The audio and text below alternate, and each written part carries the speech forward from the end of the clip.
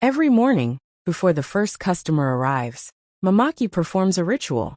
Standing above the boiling rice marmite, she brushes her teeth vigorously, spits out the foam and residues in the marmite, then mixes everything while whispering incantations.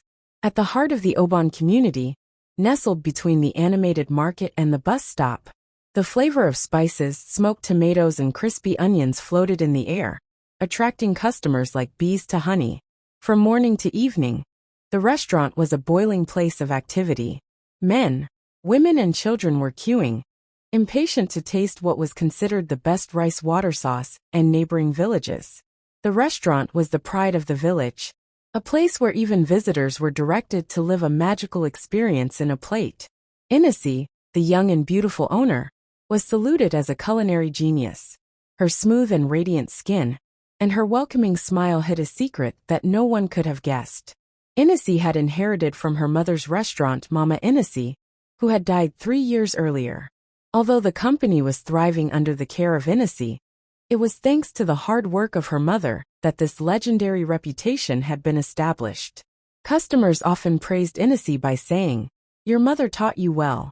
She answered with a smile and a nod, accepting their compliments with grace.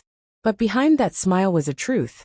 Inesi's success was not only due to her talent, he rested on a dark secret, something transmitted by his mother, who kept loyal and avid customers of his cuisine. 10 years earlier, when Mama Ki had started the business, she had only one marmite and a dream. Her rice was quickly famous in the community, but it was not only thanks to her culinary talent. Every morning, before the first customer arrived, Mama Ki performed a ritual. Standing above the boiling rice pot, she vigorously brushed her teeth, spit out the moss and the residues in the pot, while whispering incantations. It was an old practice she had learned from her grandmother, supposed to bind people to her food and make them come back again and again. Inesi, curious, had one day surprised her mother in full ritual. The sight of his mother brushing her teeth over the marmite had disgusted him. "Mom, what are you doing?" she had asked, her young face marked by confusion. His mother had looked at him firmly. "This is how we keep customers uneasy. Saliva has a power. It's what makes food irresistible. You have to learn that if you want to succeed." At first, Inesi had been horrified, but over time, she ended up accepting it as part of their business. After her mother's death, she hesitated to continue the ritual, but the fear of losing her customers pushed her to follow her mother's footsteps. As Inesi's restaurant prospered, other food vendors in the community struggled to attract customers.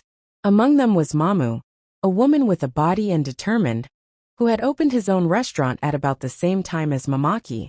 Despite all his efforts, experimenting with new recipes, hiring experienced cooks, and even lowering his prices, Mamu never managed to attract more than a handful of customers. Every evening, sitting in her room, slightly lit, she watched her unconsumed cold dishes fuming. She muttered with frustration. Her anger turned into determination. She decided that she had to discover the secret of Inesi.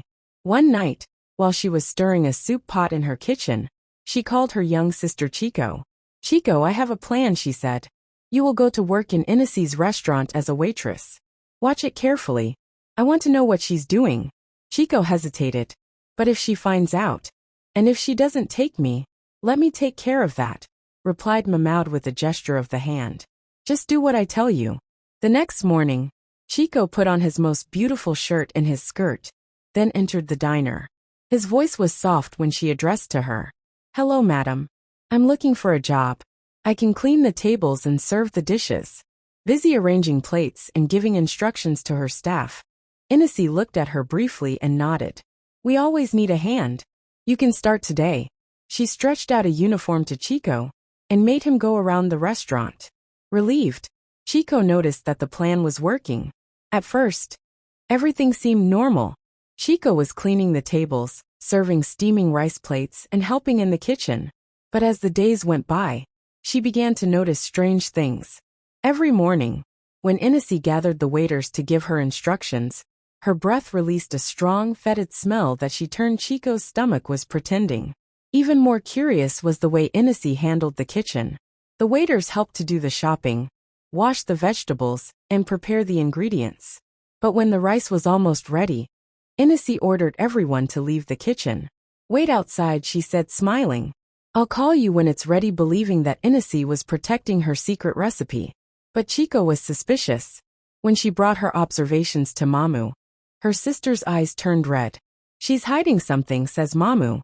"Tomorrow I'll give you a camera. We'll find out what it is." The next morning, Chico slipped a small camera in his bag and went back to work.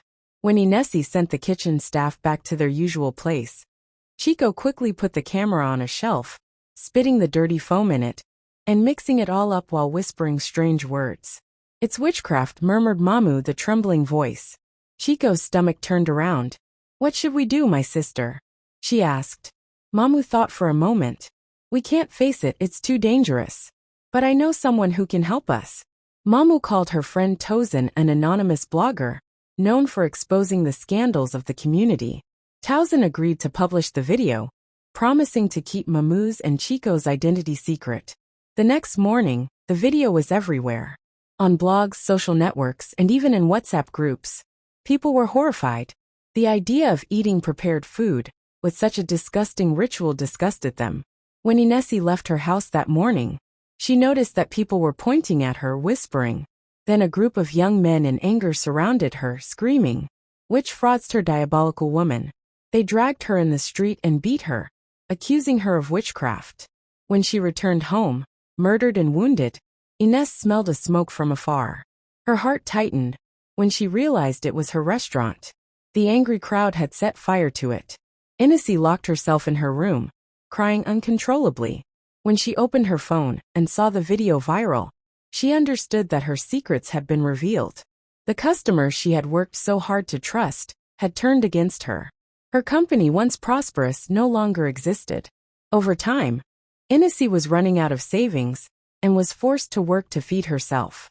His loyal customers avoided him, and his competitors, including Mamu, prospered in his absence. The story of Inesi's fall became a lesson in the community. Food sellers ceased to hide their recipes, and customers learned to stop asking questions about what they were eating. As for Inesi, she spent the rest of her life wandering in the streets, haunted by her choices and the inheritance her mother had left her. She regretted not being able to erase the past, but it was too late. Her name, formerly associated with the best rice tea in Aban, was now synonymous with deception and failure. The legend of Inesi's rice tea was now a warning to the community. A success built on lies and dark practices will never last. This is how this story ends. If you have come this far and you have enjoyed this story, don't forget to like, subscribe, leave your comments and share my videos with your loved ones. See you next time. Goodbye.